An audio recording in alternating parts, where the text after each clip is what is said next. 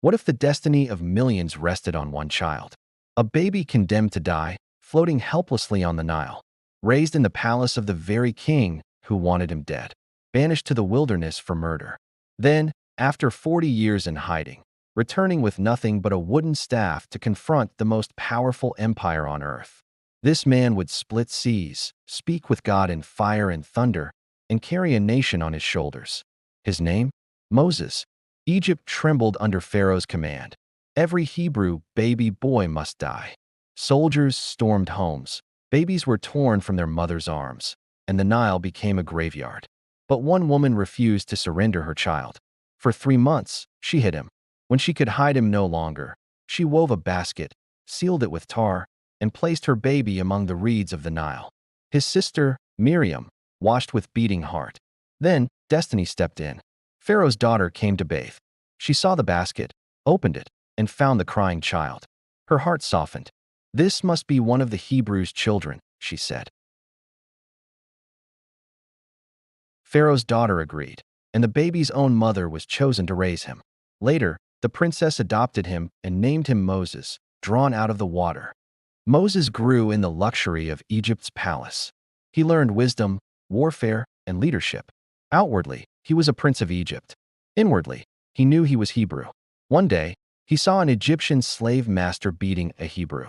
Rage boiled within him. He struck down the Egyptian and buried him in the sand. But word spread. Pharaoh sought his life. Moses fled into the desert, leaving behind power, wealth, and a future in Egypt. For 40 years, Moses lived in obscurity, tending sheep for Jethro, a Midianite priest. He married Zipporah, raised children, and walked the quiet paths of the wilderness. Once a prince, now forgotten. For 40 years, Moses lived in obscurity, tending sheep for Jethro, a Midianite priest. He married Zipporah, raised children, and walked the quiet paths of the wilderness. Once a prince, now forgotten. But God had not forgotten him. On Mount Horeb, Moses saw a bush engulfed in flames, yet it did not burn. Drawn closer, he heard a voice call his name, "Moses, Moses." Trembling, he answered, "Here I am." God said, "I have seen the misery of my people. I have heard their cries. I am sending you to Pharaoh to bring them out." Moses protested, "Who am I? What if they don't believe me? I cannot speak well." God gave him signs. His staff became a serpent, his hand became diseased and healed. Still he resisted. Finally God said, "I will send Aaron, your brother, to speak for you. But you will go." Moses returned to Egypt. With Aaron, he stood before Pharaoh. "The Lord says, 'Let my people go.'" Pharaoh sneered. Instead of freeing them, he made their work harder. The people turned against Moses. But then came the plagues, each one a strike against Egypt's gods. The Nile turned to blood. Frogs swarmed the land. Gnats rose from the dust. Flies invaded every home. Livestock died. Boils broke out on man and beast. Hail thundered down, shattering crops. Locusts devoured what was left. Darkness swallowed Egypt for 3 days. Still Pharaoh's heart was hard. Finally, God declared the last plague, the death of the firstborn. But Israel was given protection. Sacrifice a lamb. Paint its blood on your doorposts, and the destroyer will pass over you. At midnight, Egypt's wails shook the land. Every firstborn died, from Pharaoh's palace to the lowliest home. But where the blood was seen, death did not enter. Broken, Pharaoh cried, "Go, leave Egypt." The Israelites marched out, carrying treasures given by fearful Egyptians. But Pharaoh's rage returned. He chased them with chariots and soldiers. Trapped between the sea and the army, the people despaired. "Were there no graves in Egypt, that you brought us here to die?" Moses lifted his staff. The sea roared and split.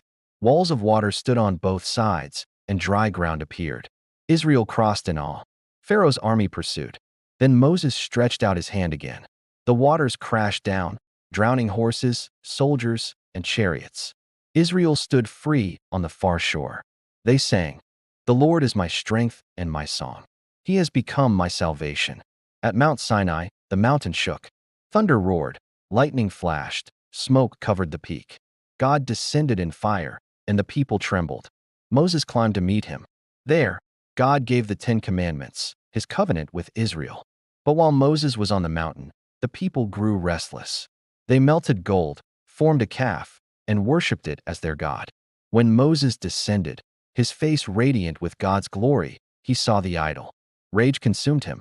He smashed the stone tablets, ground the idol into dust, and scattered it on water for the people to drink. Thousands fell in judgment. Yet Moses interceded, "Lord, forgive them, or blot me out of your book." God spared them, and Moses went up again to receive new tablets. Israel's journey was long and bitter. They grumbled for food and water. God sent manna from heaven and water from a rock. They rebelled against leadership. Korah rose up in pride. The earth swallowed him. Miriam and Aaron envied Moses. God struck Miriam with leprosy, then healed her through Moses' prayer. But even Moses stumbled. When the people complained for water again, God told him to speak to the rock. In anger, Moses struck it twice. Water flowed, but God said, "You did not honor me. You will see the promised land, but you will not enter it." After 40 years, Israel reached the plains of Moab. Moses appointed Joshua as his successor. He blessed the tribes, sang a final song, and spoke words of warning and hope. Then he climbed Mount Nebo. From there, God showed him the land of promise, lush valleys, rivers, and cities stretching beyond the horizon. Moses longed for it, but he knew his journey was complete. At 120 years old, with his eyes sharp and strength undimmed, Moses died there. God himself buried him in a secret place. Israel mourned for 30 days, and Joshua led them forward. Moses was many things: a prince, a murderer, a shepherd, a prophet, a leader. He doubted himself, yet spoke with God face to face. He carried a stubborn, rebellious nation through wilderness and war. He gave them law, order, and hope. Above all, Moses showed us that God uses broken people for mighty purposes. That leadership means sacrifice, and that sometimes the greatest victories are not the ones we see ourselves, but the future we prepare for others.